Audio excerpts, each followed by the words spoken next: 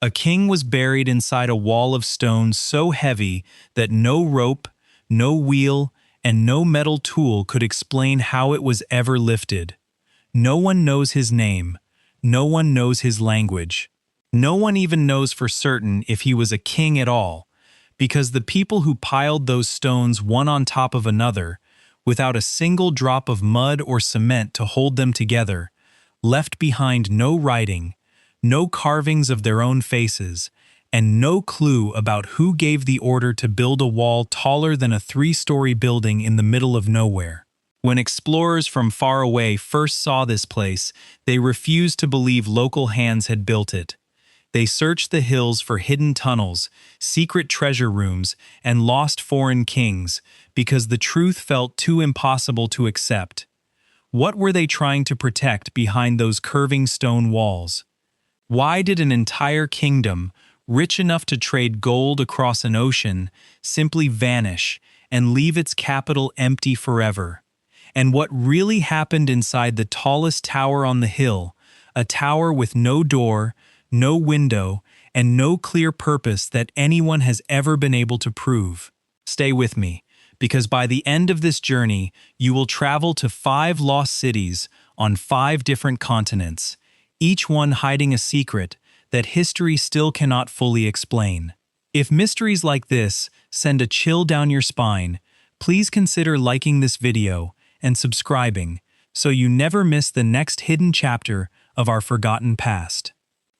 Morning mist rolls low over granite hills in southern Africa, where dry grass sways beside walls built from stone blocks, stacked with such care that not even a knife blade can slip between them.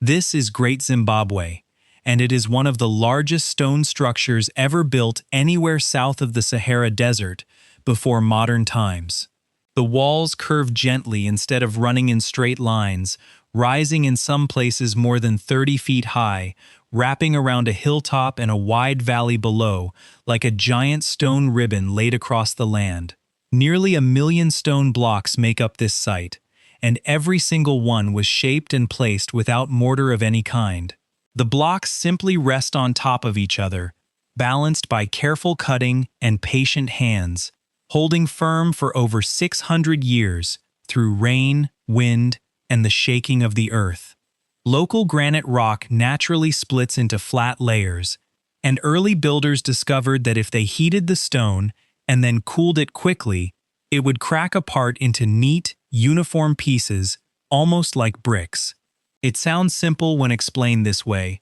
but achieving this on such a massive scale, block after block, wall after wall, required extraordinary planning, patience, and organized labor. Archaeologists believe construction at Great Zimbabwe began around the 1100s and continued growing for several centuries, reaching its peak sometime between the year 1300 and 1450.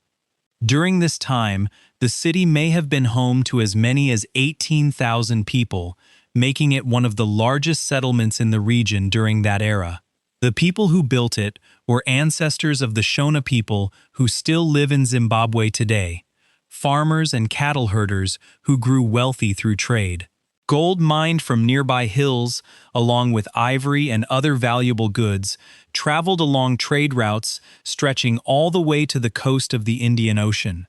From there, ships carried these treasures to distant lands, including Persia, India, and even China. Archaeologists have found broken pieces of Persian pottery, glass beads from India, and even a coin from China buried within the ruins. Proof that Great Zimbabwe was not some isolated village cut off from the world, but a busy hub connected to a vast network of international trade stretching thousands of miles across the ocean. This raises an important question that puzzled the very first European visitors to arrive at the site centuries later.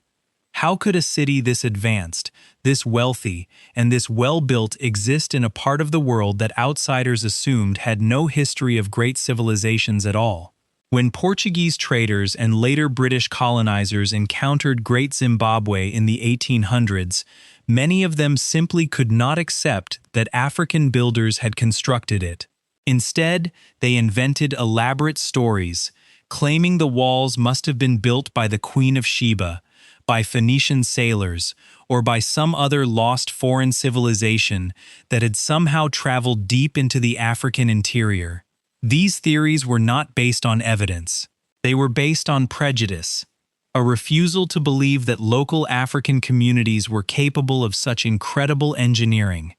For decades, colonial authorities in the region actively discouraged serious archaeological study of the site, worried that solid proof of African achievement might challenge the racist ideas used to justify colonial rule. It was not until careful excavation and radiocarbon dating were finally allowed to proceed without political interference that scientists confirmed what should have been obvious all along. Great Zimbabwe was designed, built, and ruled entirely by African hands, without any outside help at all. Even today, some of the walls stand exactly as they were left, hundreds of years ago, undisturbed and unexplained in certain sections that archaeologists have chosen not to dig into, out of respect for the site and a desire to preserve what remains for future study using better technology. Walking through the ruins today, visitors pass through narrow stone passageways that curve unexpectedly, sometimes opening suddenly into wide courtyards, sometimes narrowing so tightly that only one person can pass through at a time. Were these passageways designed for defense, slowing down any attackers who might try to storm the hill? Or did they serve a ceremonial purpose, guiding important visitors through a deliberate journey before they were allowed to meet with the ruler inside?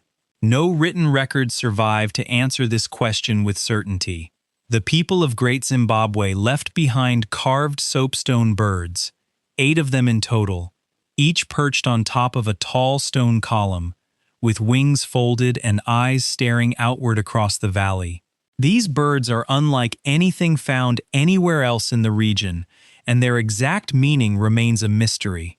Some researchers believe they represented ancestral spirits watching over the kingdom, acting as messengers between the living rulers and their forebears. Others suggest they symbolize the king's authority, perched high above the city as silent guardians of royal power.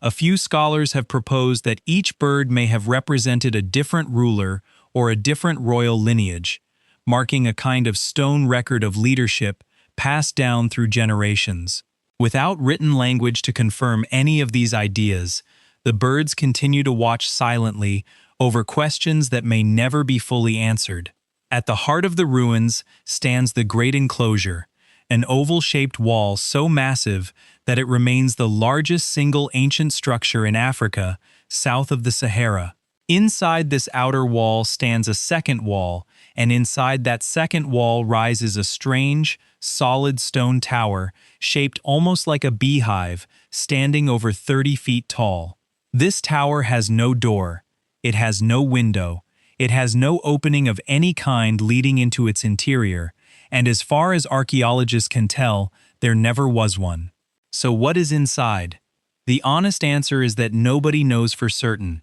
because the tower appears to be completely solid stone all the way through. Why would builders spend enormous time and effort constructing a massive tower with nothing inside it at all? Some experts believe the tower symbolized a grain storage bin, representing the wealth and prosperity of the kingdom in a purely symbolic way rather than a practical one.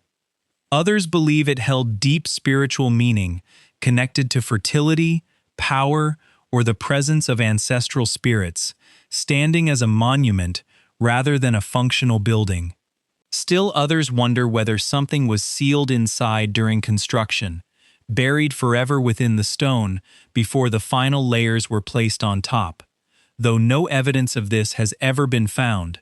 and any attempt to break open the tower today would destroy an irreplaceable piece of world heritage. The mystery remains locked inside solid granite, protected by its own impenetrable design. Perhaps the greatest unanswered question of all concerns why Great Zimbabwe was abandoned. By the middle of the 1400s, at what should have been the height of its power and wealth, the great city was slowly emptied out. Its people did not disappear. They simply moved away, resettling in other parts of the region, and founding new kingdoms elsewhere. But why leave behind such an enormous investment of labor? A city built stone by stone over centuries, when the kingdom appeared to still be thriving.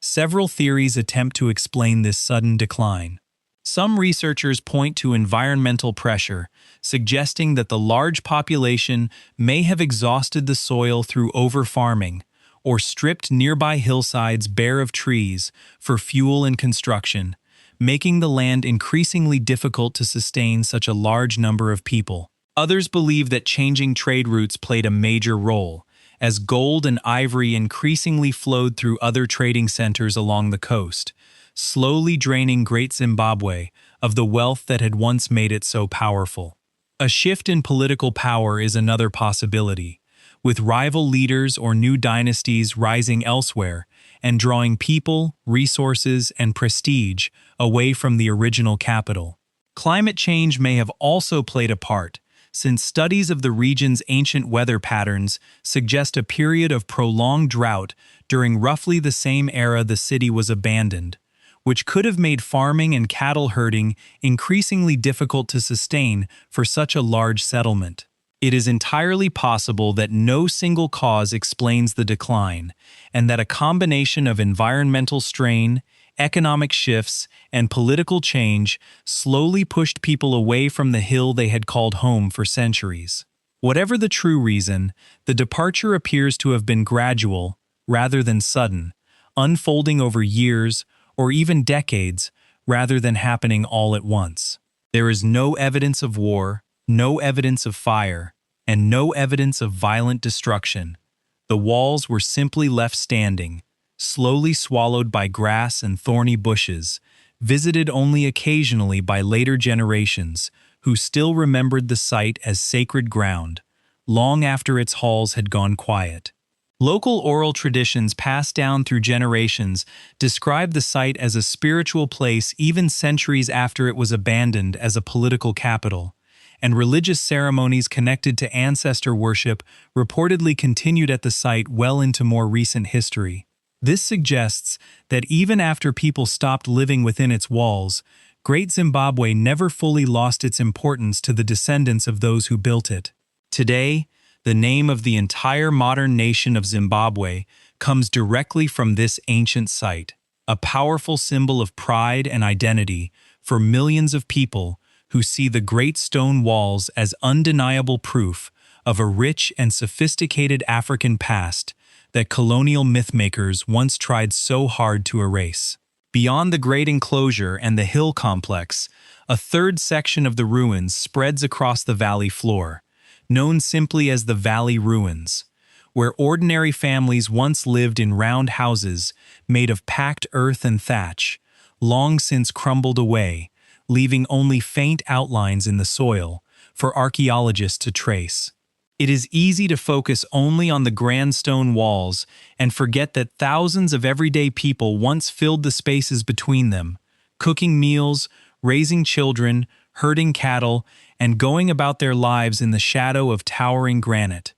What did daily life actually look like inside this bustling capital? Excavators have uncovered iron hoes used for farming, spindle whorls used for spinning cotton into thread, and countless fragments of pottery decorated with careful geometric patterns, suggesting a community rich not only in trade goods from distant lands, but also in its own local crafts and traditions. Cattle appear to have held special importance, both as a source of food and as a symbol of wealth and status, much as they still do among many communities in the region today. Some researchers believe that access to the inner stone enclosures was strictly limited to royalty and religious leaders, while ordinary residents lived and worked in the surrounding valley, suggesting a clearly organized society with distinct levels of rank and privilege. This raises another intriguing question. How was such a large population governed on a daily basis? Did a single ruling family hold power across many generations, passing leadership from parent to child? Or did different clans take turns governing the city through some system of rotation or alliance now lost to history? Traditions passed down among Shona communities describe royal courts, respected spiritual leaders, and complex systems of law and tribute, yet without written records from the builders themselves. Historians must piece together the political structure of Great Zimbabwe using a combination of oral history, archaeological evidence, and comparison with related cultures that came after it. Trade goods discovered at the site also hint at a surprisingly organized economy. Archaeologists have found evidence of specialized workshops where skilled craftspeople worked gold into delicate wire and thin sheets, likely used for jewelry and decoration rather than simple currency. Copper ingots shaped like small crosses have also been discovered, believed to have been used as a standardized form of trade currency, exchanged for goods across the region long before coins became common. This suggests a level of economic sophistication that surprised many early researchers, who had assumed, incorrectly, that organized currency systems only existed in civilizations already familiar to European historians. Even the location of Great Zimbabwe itself raises interesting questions. The site sits near important sources of gold, but not directly on top of the richest deposits, suggesting its builders carefully chose a location that balanced access to valuable resources with other important factors, perhaps defensible high ground, reliable water sources, or fertile land suitable for farming and grazing cattle. Every choice, from the placement of the walls to the curve of each passageway, hints at careful long-term planning by people who understood their landscape deeply and used that knowledge to build something built to last for centuries. Modern archaeological surveys using ground-penetrating radar and careful excavation continue to reveal new details about daily life within the ruins, including evidence of ironworking, cloth weaving, and cattle herding that supported the massive population living inside and around the stone walls. Yet, large portions of the site remain unexcavated, and questions about early construction, religious practices, and the exact structure of political power continue to be debated among researchers. Was Great Zimbabwe ruled by a single powerful king, or by a council of important families sharing authority? How was such an enormous labor force organized to move and shape nearly 1 million stone blocks without the wheel or draft animals commonly used elsewhere in the ancient world for heavy construction? The answers remain buried within stones that have already kept their secrets for over 600 years, and every new excavation adds another piece to a puzzle that may never be fully complete. As the sun sets over the valley, long shadows stretch across the curving granite walls, and the empty stone tower stands silent against the darkening sky, guarding whatever truth still lies hidden within its solid heart. And perhaps that silence is the greatest reminder of all, that entire civilizations, no matter how advanced or powerful, can slip quietly from memory, leaving behind only stone to speak on their behalf. Even the 8 soapstone birds carry one final unsolved chapter to their story. During the colonial period, most of the birds were removed from the site entirely, taken far away and scattered among private collections and museums across the ocean, treated as trophies rather than sacred objects belonging to a living culture. Only in recent decades have most of them slowly been returned to Zimbabwe, piece by piece, through long negotiations, though a few fragments are still believed to be missing, their current locations unknown. For the descendants of the people who carved them, each returning bird represents far more than an old stone carving. It represents a small piece of stolen history finally coming home, a reminder that some mysteries are not only about ancient builders and forgotten kings, but about the more recent story of who gets to tell the past, and who has the power to take it away. Halfway across the world, another vanished civilization built something even stranger, an entire city rising not from a hillside, but from the shallow waters of a tropical lagoon, its walls made not from cut granite, but from massive log-shaped stones stacked so high above the sea that even today, nobody can fully explain how they were ever moved into place. Far out in the blue waters of the Pacific Ocean, near a small island called Pohnpei,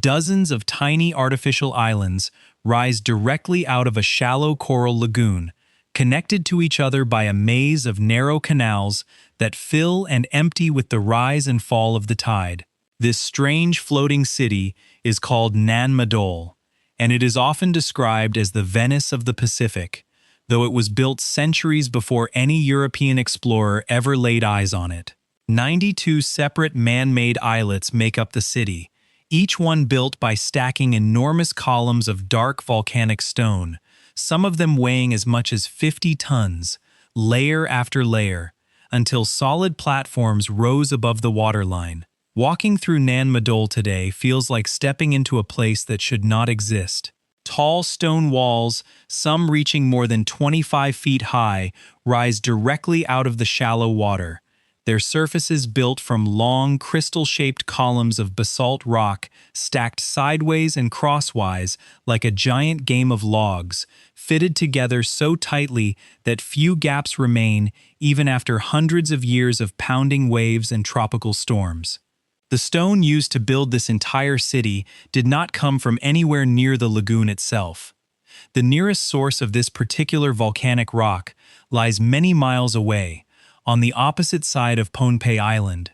meaning every single column, some longer than a school bus and heavier than a fully loaded truck, had to be transported across land and sea before it could even begin to be placed into position. This single fact has puzzled engineers and historians for generations. Pohnpei's ancient builders had no wheels, no draft animals, no pulleys, no metal tools, and no writing system to record their methods. Yet somehow, they managed to move and stack thousands of these massive stone columns with enough precision to create walls that still stand firm today. How did they do it? Local oral traditions offer one dramatic answer, describing powerful twin sorcerers who used magic and chanting to make the enormous stones fly through the air and settle gently into place exactly where they were needed. Scientists obviously cannot confirm a story involving flying rocks, but many researchers believe that these ancient legends may preserve a distorted memory of an extraordinary real-world engineering achievement. Something so impressive to the people who witnessed it, or heard about it from their ancestors, that only a story involving magic seemed powerful enough to explain it. More practical theories suggest that builders floated the heavy stone columns across the lagoon using rafts made from bundled logs, then used ramps, levers, and a large coordinated workforce to lift and stack them into place, a method that would still have required incredible planning, patience, and cooperation across an entire community working together for generations. Some engineers who have studied the site closely point out that the volcanic columns naturally form in long, straight sections when they cool and crack, meaning the builders may not have needed to cut or shape most of the stone themselves, only select, transport, and carefully stack columns that nature had already prepared for them in a nearby quarry. Even so, moving stones weighing as much as 50 tons across open water using only simple rafts and human muscle power remains an extraordinary feat, one that would have demanded not just physical strength but a deep, practical understanding of tides, currents, weight, and balance passed down through generations of skilled builders. Some modern experiments have attempted to recreate small-scale versions of this process using traditional materials, and while these tests suggest the methods described in oral tradition are physically possible, they also confirm just how much coordinated effort and expert planning such a project would have truly required from a Pacific Island community without any of the heavy machinery taken for granted in the modern world. Archaeologists believe construction at Nan Madol began sometime around the year 1200, though smaller structures on the site may date back even earlier, and the city continued to grow and expand for several centuries afterward. At its peak, Nan Madol served as the political and ceremonial capital of the Saudler dynasty, a powerful ruling family that controlled the entire island of Pohnpei from their extraordinary stone city, built out on the water. Historians estimate that only around 1,000 people actually lived within the city itself at any given time, mostly nobles, priests, and the workers who served them, while most of the island's ordinary population continued living on the main island nearby, visiting the floating capital only for important ceremonies, tribute payments, or official business with the ruling class. This arrangement itself raises an interesting question. Why would a ruling family choose to build their capital out on the water, in such a difficult and remote location, rather than constructing their seat of power somewhere easier to reach on solid ground? Some researchers believe the location was chosen specifically because it was difficult to access, making the capital naturally defensible against rival attacks, since any approaching canoe would have to navigate a complicated maze of narrow channels while the rulers watched from atop their high stone walls. Others suggest that building upon the water itself carried deep spiritual meaning, connecting the ruling family to the ocean, which played a central role in the beliefs and daily survival of Pacific Island communities. Separating the ruling elite so dramatically from the rest of the population, surrounded by water and protected by towering walls, may also have reinforced the idea that the Saudeleur rulers held a kind of sacred, almost supernatural authority, different and elevated from ordinary islanders in a way that plain land could never fully express. The city itself was carefully divided into distinct sections, each with its own clear purpose. One section held royal residences, where the ruling family and their closest attendants lived, surrounded by high protective walls. Another section, known as Nan Madol, is widely considered the most impressive structure in the entire city. A massive royal tomb complex surrounded by walls up to 25 feet tall, built to house the remains of Saudeleur rulers and important nobles. Entering Nan Madol today still requires stepping through narrow stone passageways before reaching an open inner courtyard, where sunken burial crypts are believed to hold the remains of the island's ancient rulers, though the site has never been fully or invasively excavated out of deep respect for its continuing significance to the local Pohnpeian people, who still consider it sacred ground. Other sections of the city held workshops, ceremonial platforms, and mortuary complexes, along with special islets reportedly reserved for religious rituals, food preparation for the elite, and even areas believed to have been used for training warriors. Canals running between the islets allowed canoes to travel throughout the city at high tide, essentially functioning as ancient streets made entirely of seawater, while certain sections could reportedly be closed off or restricted, controlling who was allowed to move through different parts of the capital. According to local oral history passed down for generations, the Saudeleur dynasty eventually became harsh and demanding, forcing islanders to provide increasingly heavy tribute and labor, until resentment among the population grew too strong to bear. Tradition holds that a legendary culture hero named Göbekli eventually led an uprising against the Saudeleur rulers, overthrowing the dynasty and establishing a new, more decentralized system of governance across Pohnpei, one built around local chiefs rather than a single, all-powerful ruling family based at Nan Madol. Following this dramatic political shift, sometime around the 1500s, the Great Stone City was gradually abandoned as a center of power, though it continued to be visited and respected as a sacred site for centuries afterward. Why would an entire ruling class abandon such an incredible engineering achievement, a city that had taken generations of enormous effort to build? If the oral traditions are accurate, the answer may simply be that political power shifted so dramatically that the old capital no longer served its original purpose, and without a centralized government requiring tribute and organized labor to maintain such a massive complex, the difficult and remote city gradually became impractical to keep occupied. Some historians caution against treating the story of Göbekli purely as literal fact. noting that oral traditions passed down across many generations often blend real historical events with symbolic storytelling meant to explain or justify later political arrangements. Even so, most researchers agree that some kind of genuine political upheaval likely did occur around this period, since archaeological evidence shows a clear shift away from the highly centralized, tribute-based system that had supported Nan Madol during its height, toward the smaller, more independent chiefdoms that Europeans would later encounter when they first began visiting Pohnpei centuries afterward. Interestingly, the new system of governance that replaced the Saudalur dynasty, built around individual clan leaders known as Namwarki, continued largely unchanged for hundreds of years, and elements of this traditional leadership structure still exist on Pohnpei today,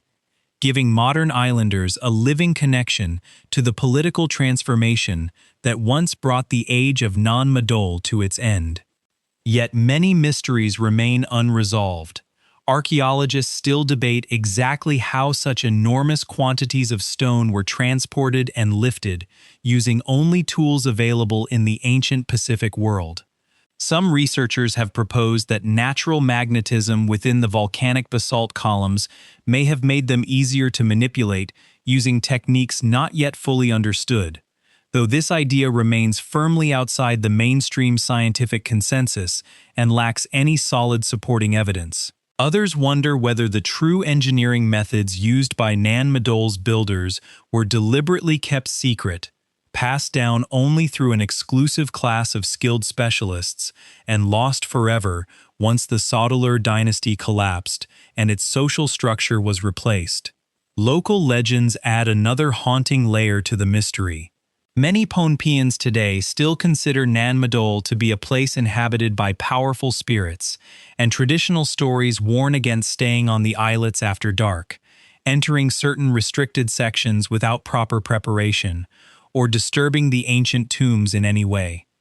Some islanders describe strange lights seen moving across the water at night, or sounds of chanting drifting across the lagoon with no visible source. Whether these stories reflect genuine supernatural activity, deeply rooted cultural respect for sacred ancestral ground, or simply the natural unease anyone might feel walking among ancient tombs surrounded by dark water, they continue to shape how the site is treated and protected today. Visitors to Pohnpei are often advised by local guides to bring a small gift or offering when entering certain parts of Nan Madol, a custom rooted in respect for the spirits believed to still watch over the ruins, and even researchers conducting official excavations have reportedly followed similar traditional practices out of caution and cultural respect, blending scientific fieldwork with the same customs observed by islanders for generations. Modern researchers have also raised concerns about the future of Nan Madol itself.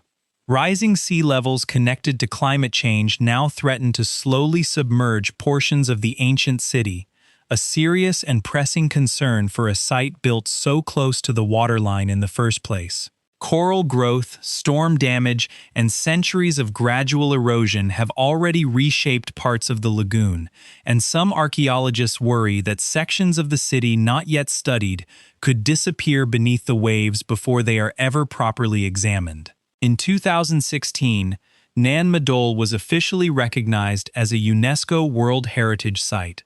both celebrated for its extraordinary cultural and historical importance and simultaneously placed on a list of sites considered to be in danger, a rare and troubling combination that highlights just how urgent the situation has become. Local communities and international researchers now work together to monitor and protect what remains of the city, balancing careful scientific study with deep respect for its ongoing spiritual significance to the Pohnpeian people.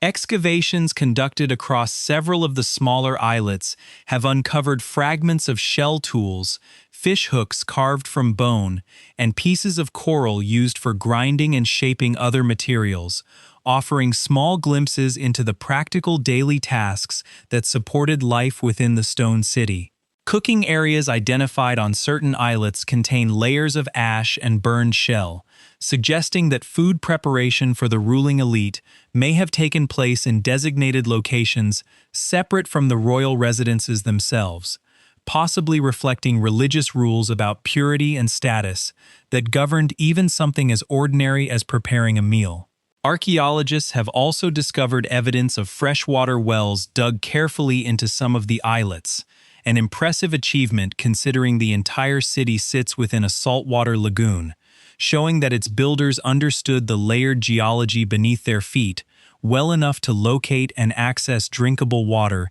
in an environment that should have made such a task nearly impossible. Sea cucumbers, fish bones, and shellfish remains found throughout the ruins confirm that the surrounding ocean provided a steady and reliable food source for those living within the city, supporting the idea that Nan Madol, despite its difficult construction, was in many ways perfectly positioned to sustain a small permanent population indefinitely, so long as the political and social systems supporting it remained stable. Despite generations of study, much about daily life within Nan Madol remains unclear. Written language never developed in this part of the Pacific before European contact, meaning historians must rely entirely on archaeological evidence and carefully pass down oral tradition to reconstruct the city's history, a combination that offers rich insight but rarely provides absolute certainty. How many people were actually required to complete such an enormous project, and how long did it truly take from start to finish?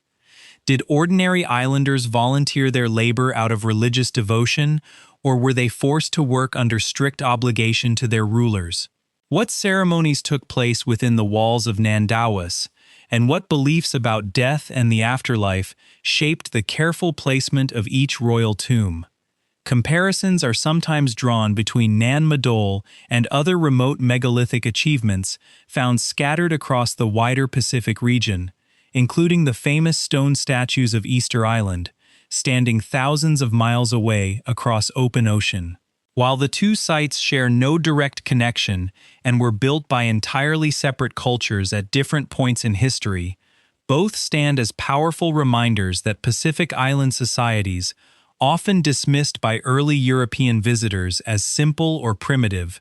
were in fact capable of extraordinary feats of engineering, organization, and long-term planning, achievements that continue to challenge outdated assumptions about which cultures were truly capable of greatness in the ancient world. Some researchers have also proposed that Nan Madol may have served as a model or inspiration for other stone-building traditions found on neighboring islands throughout Micronesia, though tracing the exact spread of these ideas across such a vast and scattered ocean region remains extremely difficult without written records to confirm the connections directly. Every new survey of the lagoon floor, every careful mapping of half-submerged walls, and every conversation recorded with island elders who still remember stories passed down from their grandparents adds another small piece to a puzzle that researchers suspect may never be fully completed, given how much of the surrounding landscape has already been reshaped by centuries of tides,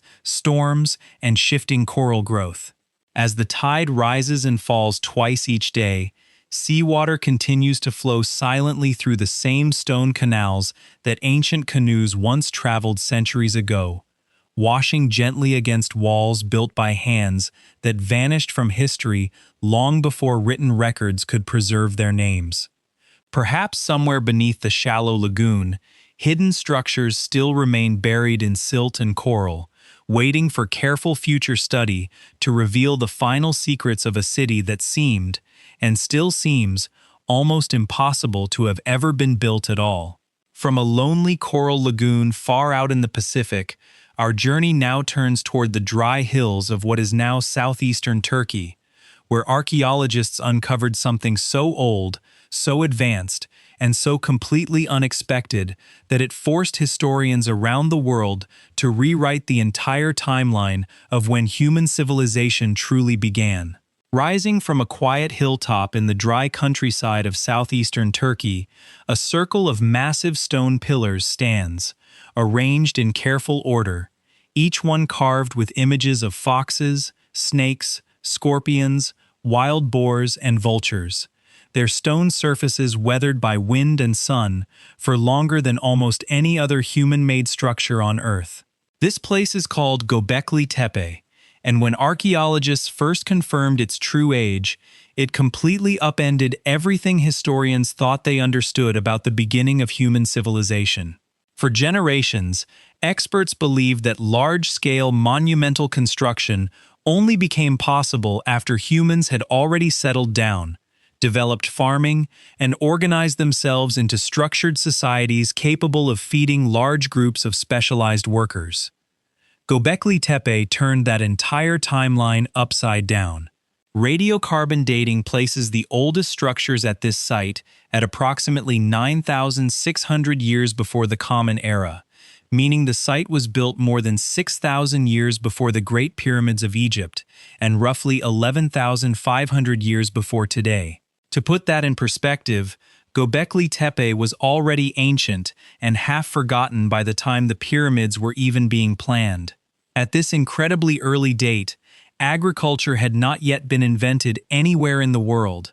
There were no permanent villages nearby. There was no writing, no metal tools, and no domesticated animals to help haul heavy loads. The people who built Göbekli Tepe were hunter-gatherers, moving across the landscape in small groups, following seasonal herds of wild animals and gathering wild plants for food. The same basic lifestyle that human beings had followed for hundreds of thousands of years before this site was ever built. And yet somehow, these same hunter-gatherers organized themselves well enough to quarry, carve, transport, and raise massive stone pillars weighing up to 10 tons each, arranging them into large circular enclosures with remarkable precision. How is this possible? This single question sits at the very heart of why Göbekli Tepe is considered one of the most important and most puzzling archaeological discoveries of the last century.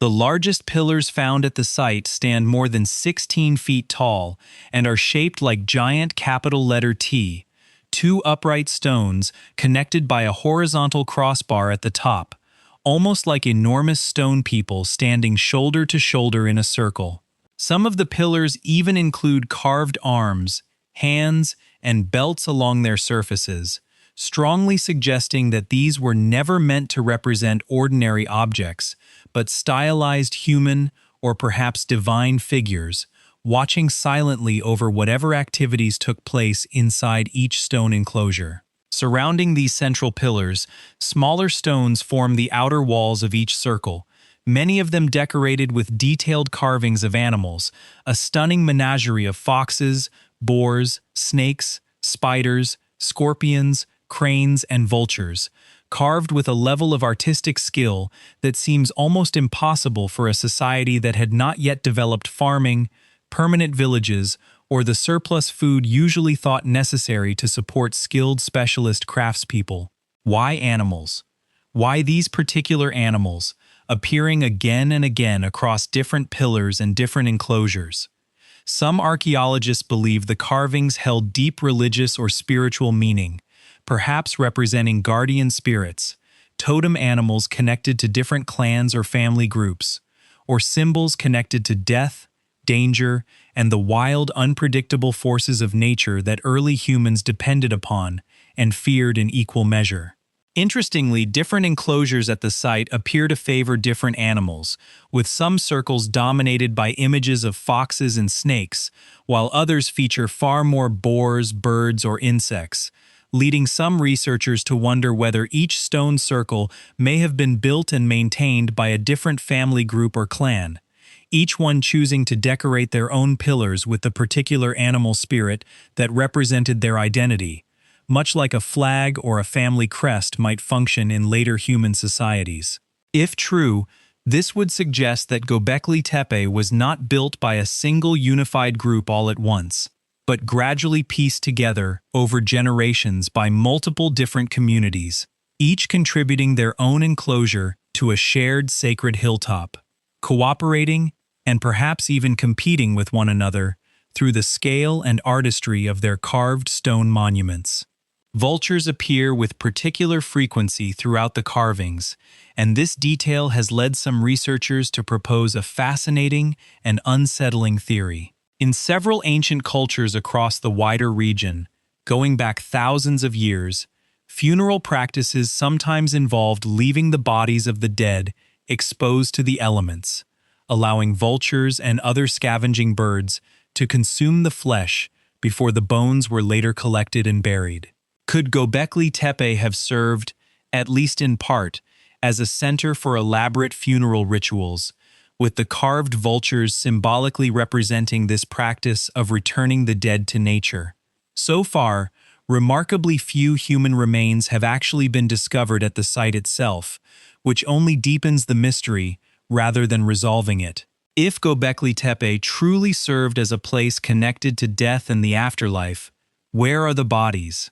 Excavation at the site remains incomplete, and archaeologists continue to search for burial areas that might still lie hidden beneath unexplored sections of the hill. But for now, this remains one of the site's most tantalizing unanswered questions. Perhaps even more remarkable than the carvings themselves is the sheer scale of organized labor required to build Göbekli Tepe in the first place. Quarrying tools discovered nearby show that workers used simple flint tools to carve enormous limestone pillars directly out of the surrounding bedrock, a slow and physically demanding process that would have required teams of workers laboring together over extended periods. Once carved, these massive pillars, some weighing as much as 10 tons, had to be transported without wheels, without draft animals, and without metal tools of any kind, from the quarry to their final position within each stone circle, then carefully raised upright and set firmly into place. Modern experiments recreating similar tasks using only tools and techniques available during this early period suggest that moving and raising just one of these massive pillars would have required the coordinated effort of dozens, perhaps even hundreds, of workers pulling together using ropes, wooden sledges, and carefully built earthen ramps. This is where the deepest mystery of Göbekli Tepe truly begins. Coordinating such a massive, physically demanding project across many months or even years would normally require a centralized authority, organized leadership, a reliable system for feeding large groups of non-farming workers, and some method of convincing or compelling people to devote enormous amounts of time and energy toward a shared communal goal. Yet according to everything archaeologists understand about this time period, none of the usual building blocks of organized civilization existed yet. There were no kings, there was no farming to produce reliable food surpluses, there were no permanent towns large enough to support such an enormous workforce living in one place year-round. So how did loosely organized bands of hunter-gatherers, scattered across the landscape and moving seasonally in search of food, come together with enough shared purpose and coordinated leadership to complete a project on this scale? This puzzle challenges some of the most basic assumptions historians have long held about the relationship between social complexity and monumental construction. Textbooks for decades taught that religion, art, and large-scale architecture were luxuries, things that only emerged after the hard practical work of farming had already solved the basic problem of feeding a community reliably. Göbekli Tepe suggests something almost the reverse, that the desire to gather, to build, to carve meaning into stone, and to connect with something larger than an individual life may have been powerful enough on its own to pull scattered hunting bands together long before anyone had figured out how to plant a single row of wheat. Some archaeologists now believe that Göbekli Tepe itself may hold the answer to an even bigger historical puzzle, namely, why agriculture was invented in the first place. Traditionally, historians assumed that farming came first, allowing settled communities to grow large enough to eventually support religious monuments and organized construction projects. Göbekli Tepe suggests the opposite sequence may be true. Some researchers now propose that gathering together periodically to build and maintain this remarkable ceremonial site may have actually encouraged nearby hunter-gatherer groups to settle down permanently in the surrounding area, in order to more reliably feed the large crowds who periodically traveled to the hill for construction work, feasting, and religious ceremonies. Supporting this theory, researchers studying the genetics of modern domesticated wheat have traced its wild ancestor to mountains located remarkably close to Göbekli Tepe itself, suggesting that some of the very first experiments in farming may have taken place in this exact region, possibly even motivated by the practical need to feed large gatherings of workers and worshippers assembling at this extraordinary religious site. If this theory holds true, it would mean that human religion, community gathering, and monumental architecture may have actually come before farming, rather than developing afterward as a luxury only available to settled societies, completely reversing the traditional understanding of how human civilization first began to take shape. Animal bones discovered throughout the site offer additional clues about what once happened here. Thousands of bones from wild gazelle, aurochs, wild boar, and other game animals have been found scattered around the stone circles, along with evidence of large-scale cooking and feasting. This suggests that Göbekli Tepe was not simply a quiet, solemn religious site visited occasionally by small groups, but rather a lively gathering place where large crowds periodically assembled for elaborate feasts, likely combined with religious ceremonies, seasonal celebrations, and important social gatherings that helped connect otherwise scattered and mobile hunter-gatherer communities scattered across the wider region. Some archaeologists estimate that hundreds and possibly even thousands of people may have gathered at the site during major seasonal events, traveling from communities scattered across a surprisingly wide surrounding area, meeting relatives, exchanging goods, arranging marriages, and sharing stories, all while also contributing labor toward the ongoing construction and maintenance of the stone circles themselves. In many ways, Göbekli Tepe may have functioned less like a single quiet temple and more like an enormous, irregularly scheduled festival ground, a place where the usual boundaries between religious devotion, community celebration, and shared physical labor blurred together into a single powerful seasonal tradition. Perhaps the greatest mystery of all concerns what happened to Göbekli Tepe at the end of its active use. Sometime around 8,000 years before the Common Era, after being used and expanded for well over 1,000 years, the site's builders made an extraordinary decision. Rather than simply abandoning the stone circles to slowly crumble and decay through natural weathering, they deliberately and carefully filled the entire site with dirt, rubble, and debris, essentially burying their own sacred monument beneath tons of packed earth. This process, whatever its true purpose, is precisely why Göbekli Tepe survived in such remarkably good condition for archaeologists to eventually rediscover. Without this deliberate burial,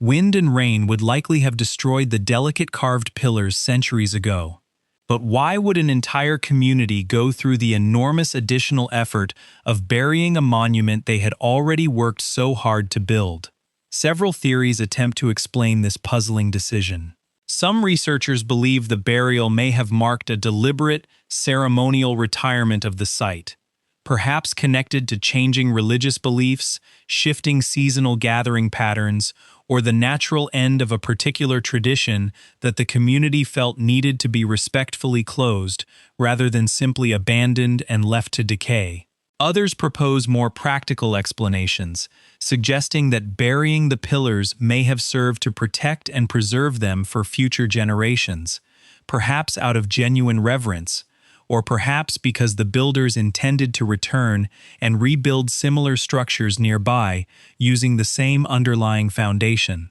A few researchers have also wondered whether environmental changes taking place at the end of this period, including shifts in climate and the increasing spread of farming across the region, may have gradually made the traditional hunter-gatherer lifestyle associated with Göbekli Tepe's original builders less common,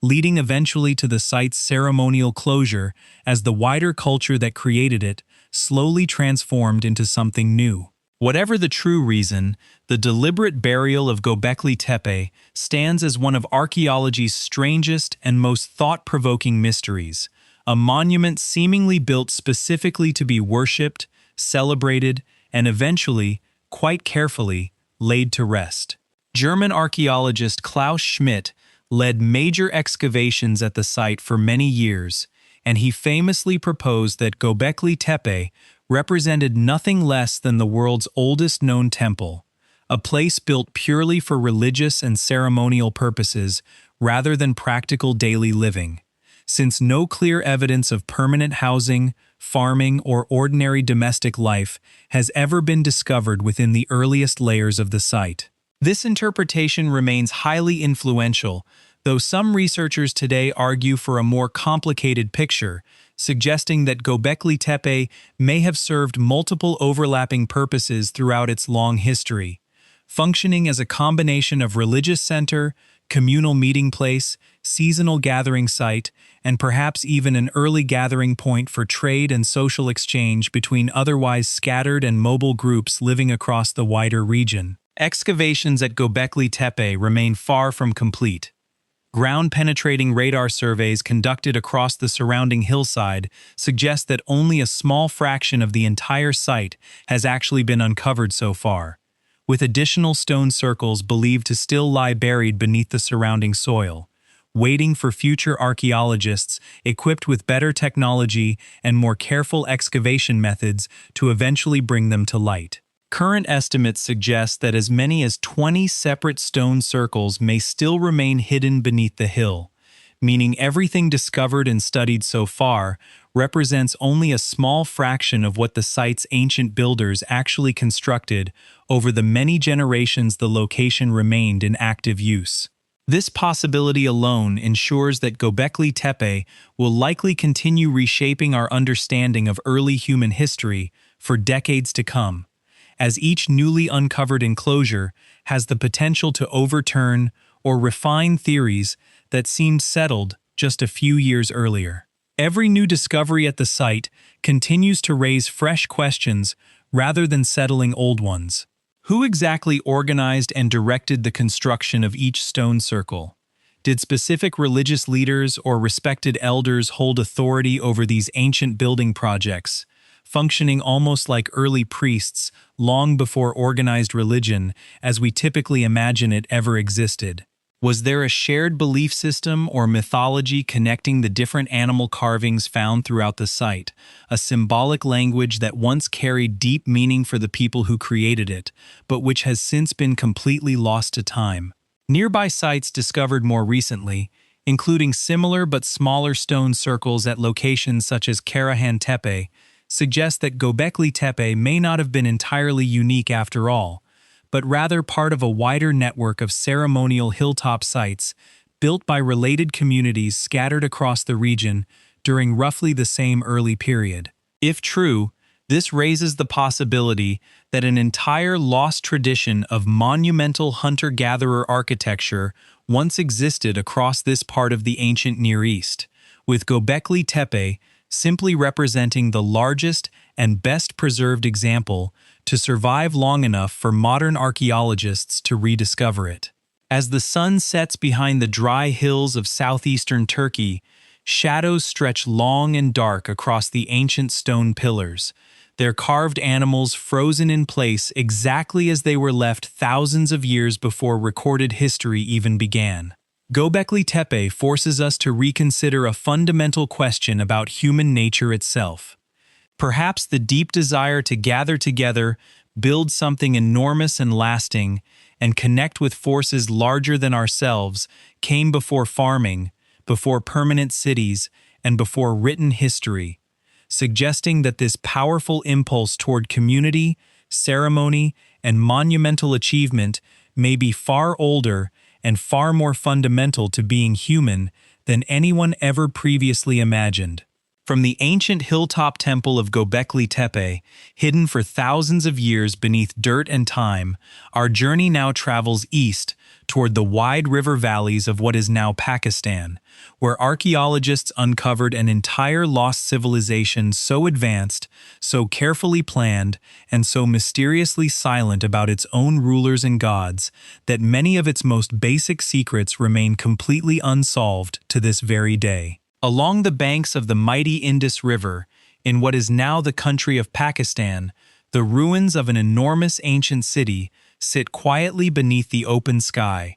its brick streets laid out in a grid so precise and so carefully planned that many modern city planners would find it impressive even today. This is Mohenjo-daro, a name that in the local language roughly translates to Mound of the Dead, a haunting title given to the site long after its original name had already been forgotten. At its peak, sometime around 2,600 years before the Common Era, Mohenjo-daro may have been home to as many as 40,000 people, making it one of the largest cities anywhere in the world during this early period of human history. It formed one of the major centers of the Indus Valley Civilization, sometimes also called the Harappan civilization, a vast and surprisingly advanced society that once stretched across a region even larger than ancient Egypt or Mesopotamia,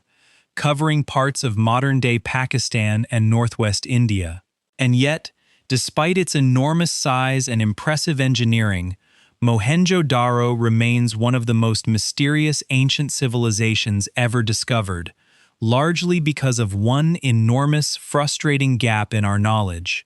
We cannot read a single word the Indus Valley people ever wrote. Walking through the ruins today, visitors immediately notice how remarkably organized the entire city was. Streets run in straight lines, crossing each other at neat right angles, dividing the city into orderly blocks long before anyone had invented the wheel-driven traffic that such careful street planning might suggest. Houses were built from standardized, kiln-fired mud bricks, all cut to almost exactly the same size and shape throughout the entire city, an extraordinary level of consistency that suggests some kind of centralized system controlling construction standards across the whole urban area. Most homes included private wells for drinking water, and, remarkably for a city built more than 4,000 years ago, many houses also contained private bathrooms, with drains connected to an underground sewage system running beneath the streets. Covered drains lined with baked brick carried wastewater away from individual homes and into larger channels running beneath the main roads, eventually carrying waste completely outside the city limits. This sophisticated plumbing system was more advanced than anything found in many parts of the world for thousands of years afterward. And some engineers studying the ruins today have noted that certain aspects of the drainage design remain genuinely impressive even by modern standards. Beyond its impressive plumbing, Mohenjo-daro also reveals evidence of a thriving and far-reaching trade network. Archaeologists have discovered a standardized system of weights, small, carefully carved stone cubes designed to measure goods with remarkable precision and consistency across the entire civilization, suggesting organized trade regulation stretching across a huge territory. Goods and materials recovered from the ruins include items originating from as far away as present-day Afghanistan, Iran, and the Arabian Peninsula, along with evidence of trade connections reaching all the way to ancient Mesopotamia, where written Sumerian records even mention a distant trading partner referred to as Meluha, which many historians now believe likely refers to the Indus Valley Civilization itself. This suggests that Mohenjo-daro was far from an isolated settlement, but rather an active participant in one of the ancient world's largest and most far-reaching trading networks, exchanging cotton textiles, carved beads, pottery, and other valuable goods across enormous distances long before anything resembling modern transportation existed. Why did this ancient civilization prioritize sanitation and clean water access so heavily, seemingly investing more effort into public health infrastructure than into grand palaces or towering religious monuments celebrating powerful rulers? This question leads directly into one of Mohenjo-daro's strangest and most persistent mysteries. Unlike almost every other major ancient civilization discovered by archaeologists, the ruins of Mohenjo-daro contain no clear royal palace. There is no obvious throne room, no massive tomb built to honor a powerful king, and no grand monument clearly celebrating any single ruler's name or image. Compare this to ancient Egypt, where pharaohs built towering pyramids and carved their names and achievements into stone throughout their kingdom, or to ancient Mesopotamia, where powerful kings left behind detailed written records boasting of their conquests and accomplishments. Mohenjo-daro offers nothing similar. So how was a city of tens of thousands of people, with such remarkably standardized construction and organized infrastructure, actually governed? Some archaeologists believe the Indus Valley Civilization may have been organized very differently from other early civilizations, perhaps governed by councils of merchants, religious leaders, or respected community elders working together, rather than a single powerful king ruling with absolute authority. Others suggest that evidence of royal power may simply not have survived, destroyed by centuries of flooding, erosion, or later reuse of building materials by people living in the region long after the original city was abandoned. Still others propose that authority in Indus Valley cities may have been organized around religious institutions rather than political rulers, with priests or spiritual leaders overseeing the construction standards, water systems, and trade networks that clearly required careful, centralized coordination to function properly. Without written records to consult, historians remain genuinely divided on this question, and it stands as one of the most fundamental unanswered mysteries surrounding the entire civilization.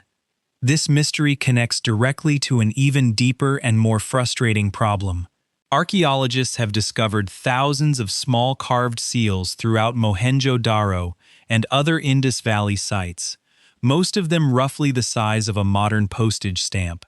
carved from soft stone and often decorated with detailed images of animals, including elephants, bulls, tigers, and unicorn-like creatures with a single horn. Above these carved images, short sequences of symbols appear, arranged in careful rows, clearly representing some kind of writing system used by the Indus Valley people. Unfortunately, despite more than a century of dedicated effort by linguists, code breakers, and computer scientists using increasingly sophisticated technology, nobody has ever successfully deciphered a single word of Indus Valley script. This makes it one of the most famous undeciphered writing systems anywhere in the ancient world, ranking alongside other frustratingly mysterious scripts that continue to resist translation despite generations of dedicated scholarly effort. Several factors make this particular writing system especially difficult to crack.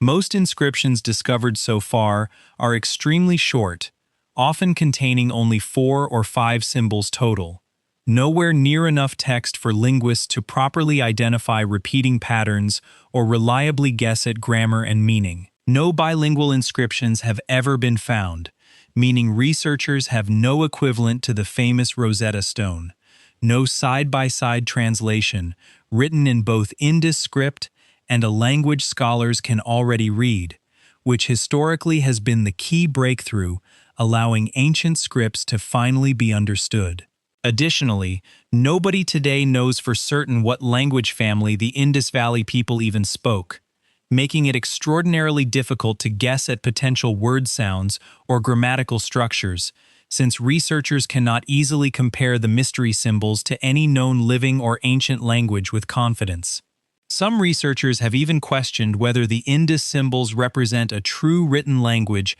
capable of recording spoken words and complex ideas,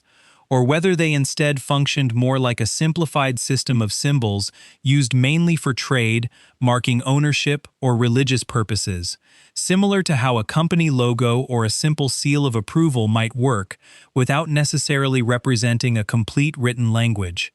This debate remains unresolved, and until a much larger collection of inscriptions is discovered, or an unexpected breakthrough finally provides the missing key, the true meaning behind Mohenjo-daro's writing system may simply remain forever locked away, its message intended for readers who lived and died more than 4,000 years ago. Governments, universities, and independent researchers have all offered rewards over the years to anyone who can successfully decode the script, and periodically, new claimed breakthroughs make headlines around the world, only for careful peer review to later reveal that the proposed translation cannot be consistently applied across the full range of surviving inscriptions. This repeated cycle of excitement, followed by disappointment, has made the Indus script something of a legendary challenge among linguists, a puzzle that has attracted brilliant minds for generations without ever fully giving up its secrets. Adding another layer to the mystery, archaeologists have also struggled to fully understand the religious beliefs of the Indus Valley people. Excavations have uncovered small clay figurines, many depicting female forms, which some researchers believe may represent an early mother goddess figure connected to fertility and agriculture, though this interpretation remains debated. Other artifacts include seals depicting a seated figure surrounded by animals, sometimes nicknamed the Proto-Shiva seal by researchers who notice similarities to later Hindu religious imagery, raising fascinating but ultimately unproven questions about whether certain religious traditions, still practiced in the region today, might trace their roots back thousands of years to the beliefs of the Indus Valley Civilization. Without written texts explaining these images directly, however, any connection between ancient Indus symbolism and later religious traditions remains speculative, based on visual similarity rather than confirmed historical continuity. One of the most striking structures discovered at Mohenjo-daro is a large, carefully built brick-lined pool, known today as the Great Bath, measuring roughly 40 feet long, 25 feet wide, and about 8 feet deep, waterproofed using natural tar sealant applied between layers of brick to prevent leaking. Steps lead down into the pool from either end, and surrounding rooms may have served changing areas or spaces for related ceremonial activities. What was the Great Bath actually used for? Many archaeologists believe it likely served a religious or ceremonial purpose, perhaps connected to ritual purification practices similar to those still found in various religious traditions across South Asia today, where bathing in sacred water carries deep symbolic meaning connected to spiritual cleansing. The careful engineering invested in waterproofing and maintaining such a large pool strongly suggests it held genuine importance to the community, likely serving purposes well beyond simple practical bathing. Though without written records, the exact rituals once performed here remain a matter of informed speculation rather than confirmed historical fact. Perhaps the single greatest mystery surrounding Mohenjo-daro concerns its eventual and rather sudden decline. Sometime around 1900 years before the Common Era, after flourishing for many centuries, the Indus Valley Civilization began a gradual but unmistakable process of decline, with major cities including Mohenjo-daro eventually being abandoned entirely. For many decades, some historians pointed to invasion as the likely cause, suggesting that outside groups may have conquered and destroyed the Indus cities by force. This theory gained popularity partly because of the discovery of scattered human skeletons found lying in the streets of Mohenjo-daro, seemingly abandoned where they fell, which some early archaeologists interpreted as dramatic evidence of a violent massacre. However, more careful modern analysis has largely discredited this invasion theory. Studies of the skeletons themselves show no clear evidence of widespread violence, and the remains appear to come from different time periods rather than a single catastrophic event, suggesting these were more likely isolated burials or unrelated deaths, rather than victims of one dramatic invasion or massacre. So if it was not conquest or war, what actually caused the decline of such an advanced and organized civilization? Environmental factors now appear to offer the most likely explanation, though many specific details remain uncertain and actively debated among researchers. Some scientists believe that shifts in the course of major rivers in the region, including possible changes to the flow of the Indus River itself, or the drying up of another significant nearby waterway, sometimes identified with the ancient Sarasvati River, described in later religious texts, may have severely disrupted the agricultural systems that Indus Valley cities depended upon for food. Climate studies also suggest that the wider region experienced a significant and prolonged weakening of monsoon rainfall patterns during this general time period, potentially reducing water availability and agricultural productivity across a huge portion of the civilization's territory all at once. Some researchers have also proposed that repeated flooding, rather than drought, may have played a role in certain areas, since Mohenjo-daro sits close to the Indus River, which historically has been prone to dramatic and sometimes destructive changes in its course over long periods of time. Layers of silt discovered within the ruins during excavation have led some archaeologists to argue that the city may have flooded on more than one occasion during its long history, forcing residents to rebuild sections of the settlement, though whether flooding ultimately contributed to the city's final abandonment, rather than simply being a recurring challenge the community had already learned to manage, remains a matter of ongoing scientific debate. Rather than a single dramatic collapse,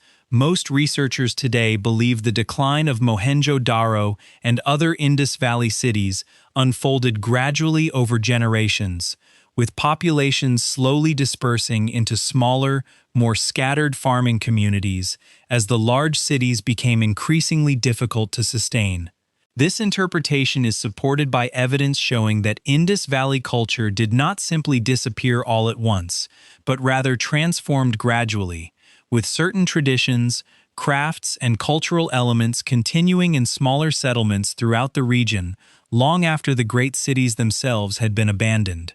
Even so, many specific questions remain unresolved. Why did the sophisticated urban planning, standardized architecture, and organized infrastructure that once defined Indus Valley cities never fully reappear in the same form once populations resettled elsewhere? Did valuable knowledge and specialized skills, including the exact methods used to build such advanced drainage systems, become lost during this period of gradual decline, never to be fully recovered by later generations living in the same region? Some scholars have also wondered whether descendants of Indus Valley communities carried fragments of their traditions, craft techniques, and perhaps even elements of their spiritual beliefs into later South Asian cultures, quietly blending into new communities rather than vanishing completely, even as the great cities they once called home slowly crumbled into dust and were eventually forgotten so thoroughly that even their original names disappeared from memory. Excavations at Mohenjo-daro remain incomplete, and archaeologists continue to uncover new sections of the ancient city using increasingly careful and non-invasive survey techniques,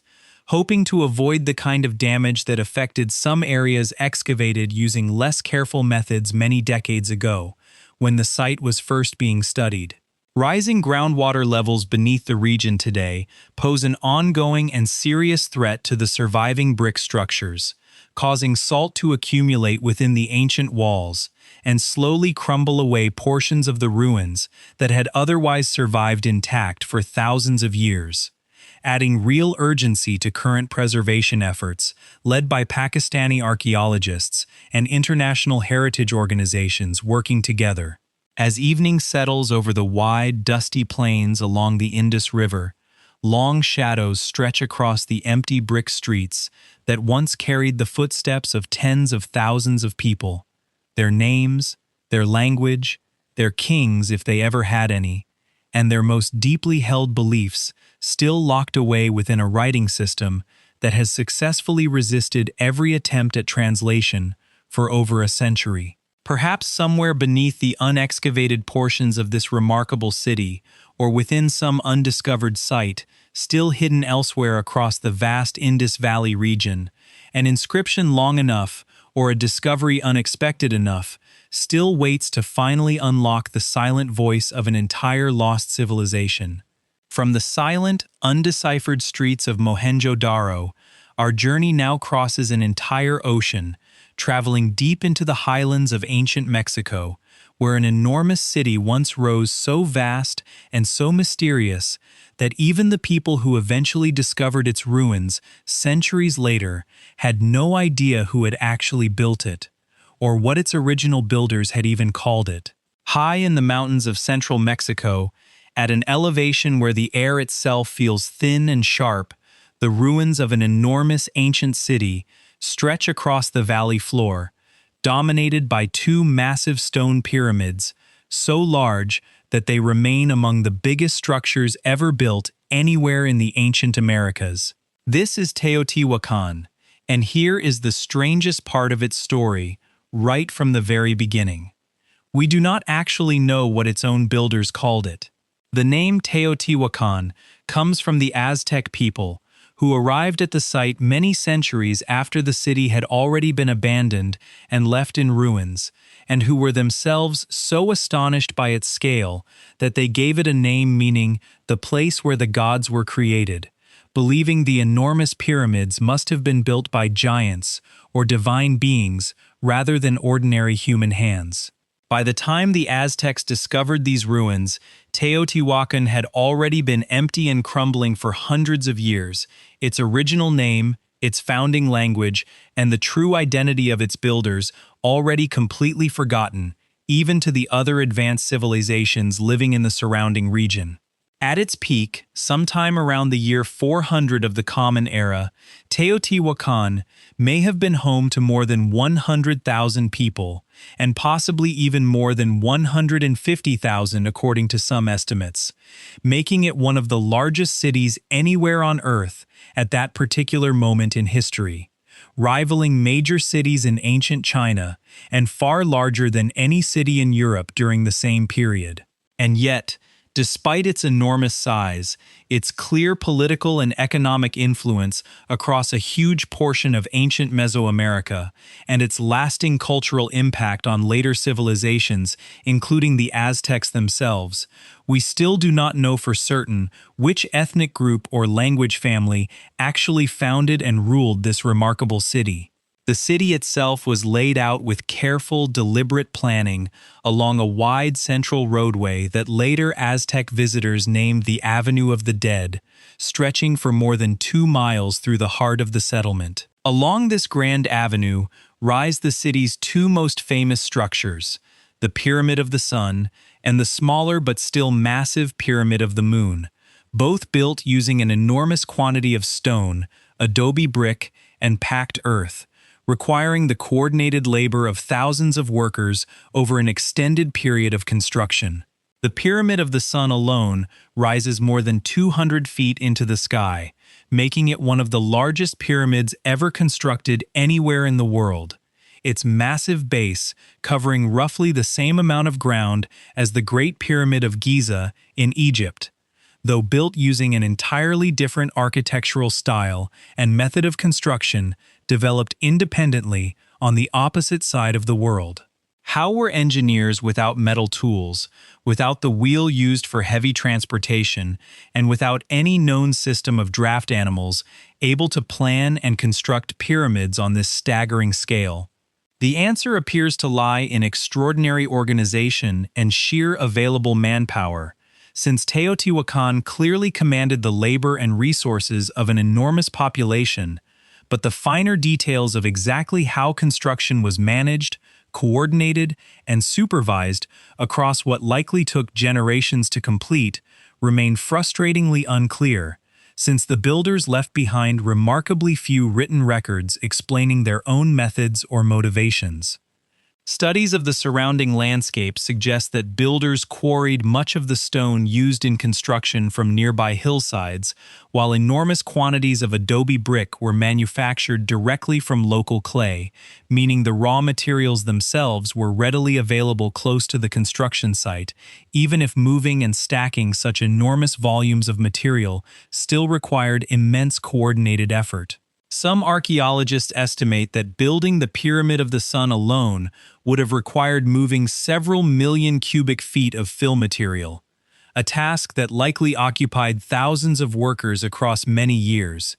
Whether those workers labored as a form of religious devotion, government-imposed obligation, or perhaps some combination of both motivations working together to inspire such a massive collective undertaking. This absence of clear written history sits at the very center of nearly every mystery surrounding Teotihuacan. Unlike the neighboring Maya civilization, which developed a sophisticated writing system historians have successfully learned to read in considerable detail, Teotihuacan's own people left behind very little text of any kind, at least none that has survived or been successfully identified so far. Instead, most of what we know about daily life, religion, and politics in ancient Teotihuacan comes from careful archaeological excavation, detailed study of surviving murals and artwork, and comparison with later written accounts left behind by other Mesoamerican cultures who remembered or interacted with Teotihuacan's influence long after the city itself had fallen. This creates a strange and frustrating situation for historians. We know Teotihuacan was enormously influential. Its artistic style, religious imagery, and architectural techniques appearing in artifacts and buildings found hundreds of miles away. Clear evidence that the city's political and cultural reach extended across a huge portion of ancient Mesoamerica. Yet we cannot read a single word written by the people responsible for this influence, and we remain uncertain about even the most basic facts of their own ethnic identity, their spoken language, or the names of whatever rulers may have once governed such an enormous and powerful metropolis. Beneath the massive Pyramid of the Sun and Pyramid of the Moon, archaeologists have discovered something even more mysterious: an extensive network of tunnels carved directly into the natural bedrock long before either pyramid was ever built above them. One particularly important tunnel, discovered relatively recently beneath the Pyramid of the Feathered Serpent, another major structure located within the city, extends more than 100 yards into the earth, ending in a large chamber that researchers believe may have held special ceremonial or symbolic importance. Inside this deep underground chamber, archaeologists made an especially strange discovery: large quantities of liquid mercury, a rare and toxic substance that would have required significant effort and specialized knowledge to obtain and safely transport during this early period of history. Why would ancient builders go through such trouble to place liquid mercury deep within a sacred underground chamber? Some researchers believe the shimmering, reflective surface of liquid mercury may have symbolically represented an underworld river, a lake, or some kind of mystical mirror connecting the physical world above with a spiritual realm believed to exist below. An idea supported by comparison with later Mesoamerican beliefs describing symbolic connections between caves, underground spaces, and the realm of gods and ancestors. Other objects discovered within these same tunnels include finely carved jade figurines, sculptures decorated with reflective pyrite that would have sparkled dramatically in torchlight, and fragments of rubber balls likely connected to a sacred ceremonial ball game played throughout ancient Mesoamerica. Together, these discoveries suggest the tunnels served an important ceremonial or religious purpose, though the exact rituals performed within these dark underground spaces remain almost entirely a matter of educated speculation, since no written records survive to describe what actually happened when priests, if that is even the correct term, descended into the depths beneath the pyramids. Researchers using specialized robots equipped with cameras have carefully explored portions of these tunnels too fragile or dangerous for human archaeologists to enter directly, revealing additional side chambers and passages that suggest the underground network may be even more extensive than originally believed. Some sections of the tunnel system remain unstable, weakened by nearly 2,000 years of settling earth and moisture damage, meaning careful modern engineering must often be used simply to keep the tunnels from collapsing before archaeologists can even begin studying their contents in detail, adding yet another layer of difficulty to an already painstaking process of excavation and discovery. The overall layout of Teotihuacan itself has also fascinated researchers for generations, since the city's grid-like street pattern and its major monuments appear to align with specific astronomical events, including the positions of the sun on particular days of the year. The Pyramid of the Sun in particular seems to have been oriented with remarkable precision relative to the setting sun on certain significant dates, suggesting that whoever designed the city possessed a sophisticated understanding of astronomy and used this knowledge deliberately when planning where each major structure should be built. Some researchers have proposed that key sight lines throughout the city may have marked important dates connected to agricultural cycles, religious festivals, or significant ceremonial events, functioning almost like an enormous calendar built directly into the architecture and geography of the city itself. While mainstream archaeology broadly accepts that intentional astronomical alignment played some role in the city's design, the precise details, meanings, and full extent of this planning remain actively debated among specialists studying the site. Religion clearly played an enormously important role throughout Teotihuacan society, though reconstructing the exact details of this belief system remains difficult without written texts to consult directly. Vivid murals discovered throughout the city depict a range of deities, including a figure sometimes referred to by modern researchers as the Great Goddess, along with numerous images connected to rain, fertility, warfare, and the natural world. The famous feathered serpent, a deity later worshipped under different names by both the Maya and the Aztecs, appears prominently within Teotihuacan's religious artwork and architecture,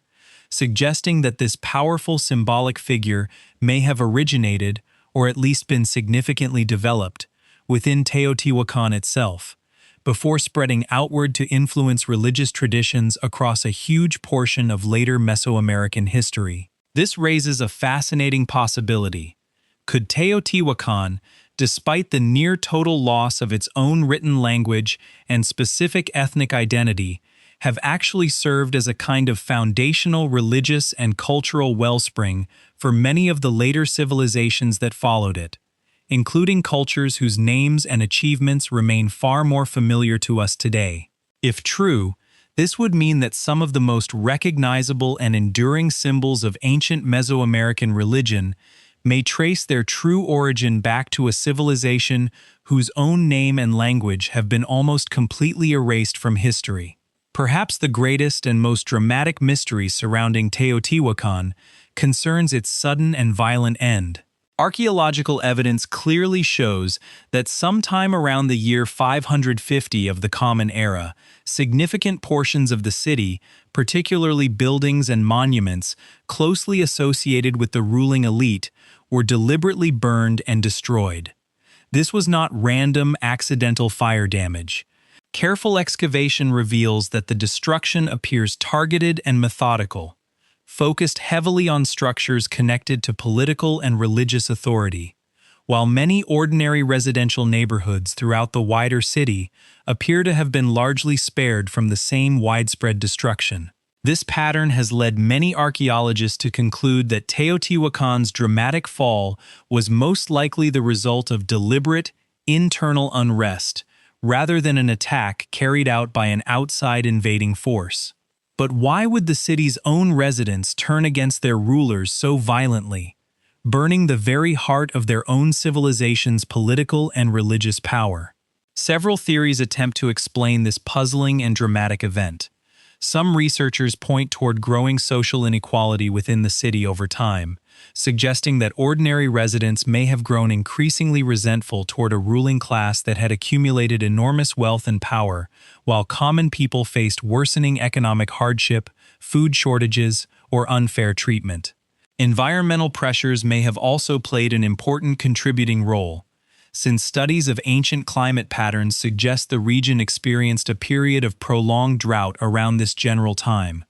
potentially straining agricultural production and creating widespread food insecurity across such an enormous population that depended entirely on successful nearby farming to survive. A city supporting well over 100,000 residents would have required an enormous and completely reliable food supply, and any significant disruption to agricultural production could easily have triggered serious social and political instability throughout the wider population. Combined together, economic strain, environmental stress, and growing resentment toward an increasingly wealthy and isolated ruling class may have finally reached a breaking point, sparking the kind of targeted, deliberate destruction that archaeologists have discovered within the ruins of the city's most important political and religious buildings. Some researchers have also proposed that competition from rival cities elsewhere in Mesoamerica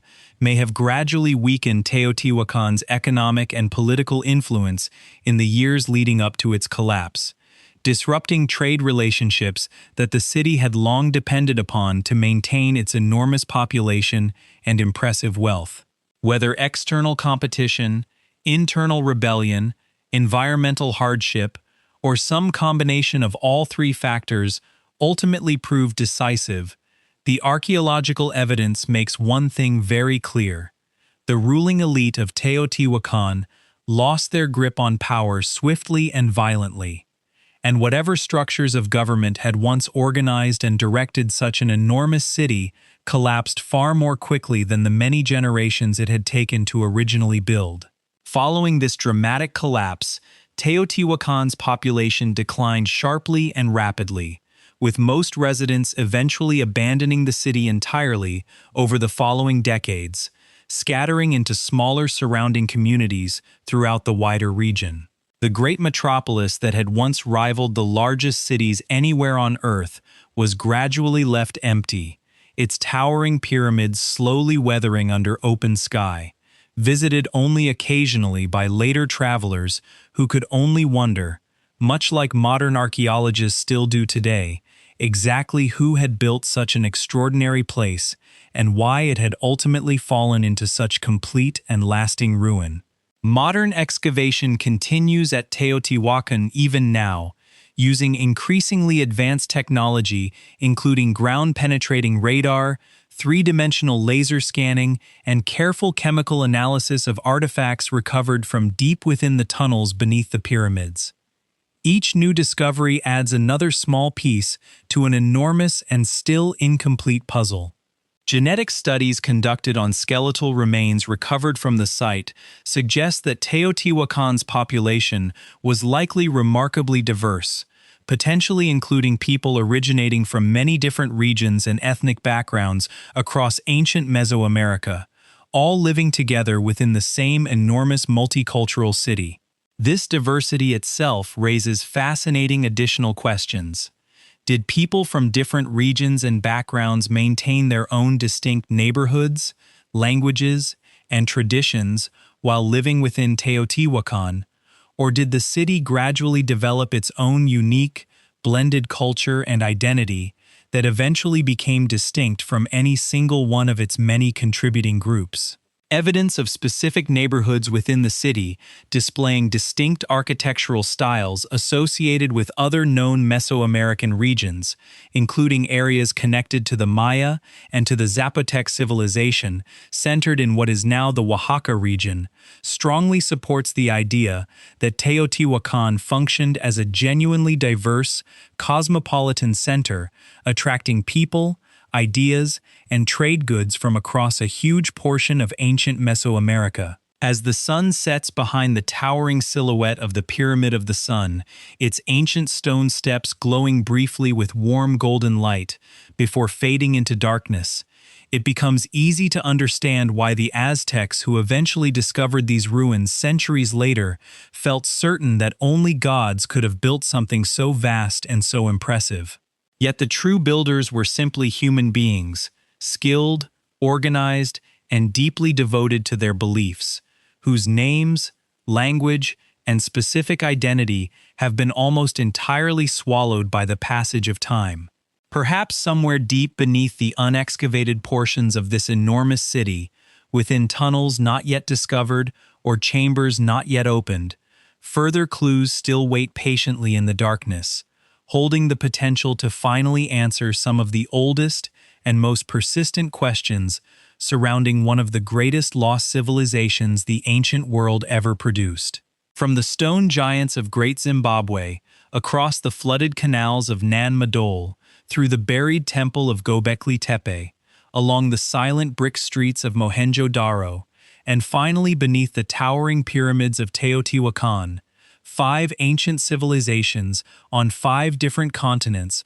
remind us of the very same humbling truth, that no matter how advanced, how organized, or how powerful a society may become, time has a way of quietly swallowing even the grandest achievements, leaving only stone, silence, and unanswered questions behind for future generations to wonder over. If you made it all the way to the end of this journey through humanity's forgotten past, thank you for spending this time with me, exploring these incredible and mysterious places together. If any of these stories gave you chills, sparked your curiosity, or left you wondering what other secrets might still be buried somewhere beneath our feet,